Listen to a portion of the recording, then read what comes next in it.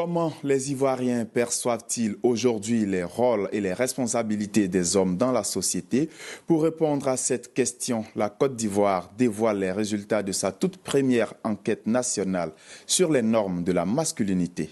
Cette étude inédite vise à promouvoir l'égalité entre les femmes et les hommes tout en encourageant une masculinité plus positive et responsable. C'est un reportage de Lucien Aossi avec le commentaire de Fatou Kaloga.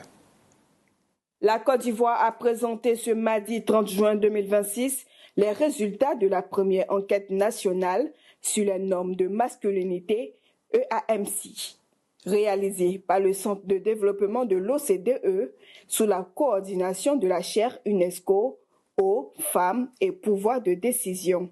Cette étude vise à mieux comprendre les perceptions sociales liées à la masculinité afin de promouvoir l'égalité entre les hommes et les femmes.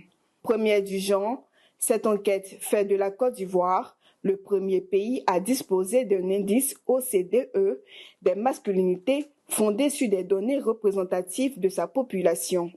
Les résultats permettront d'orienter les politiques publiques en faveur de l'égalité des chances, de la cohésion sociale et de la promotion d'une masculinité positive. Depuis plus de 3 décennies, la Côte d'Ivoire fait de l'égalité entre les femmes et les hommes une politique d'État. Cette conviction se traduit dans des actes concrets. Au regard de l'indice genre 2024 de la CEDEAO, la Côte d'Ivoire se distingue en occupant le premier rang de la sous-région en matière d'égalité et de promotion du genre, devançant le Sénégal juste un peu.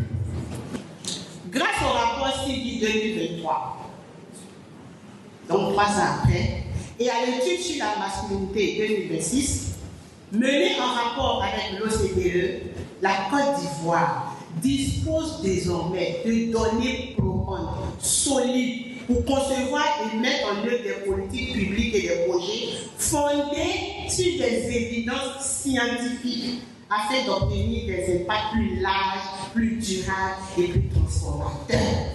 Enfin, l'étude sur la masculinité nous rappelle une conviction essentielle.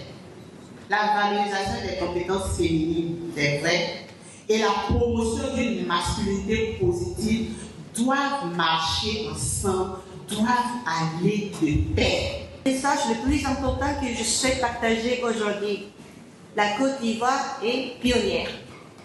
Elle est le premier pays à disposer, dans le cadre de cette initiative de l'OCDE, de données quantitatives représentatives au niveau national sur les normes de la masculinité. Elle est également le premier pays pour lequel l'indice de masculinité de l'OCDE a été calculé. J'espère que cette expérience inspirera de nombreux autres pays à suivre cette voie. Aujourd'hui ne marque pas de l'aboutissement de ce travail, mais le début d'une nouvelle étape. Les autorités, les partenaires techniques et financiers, ainsi que les chercheurs ont salué une initiative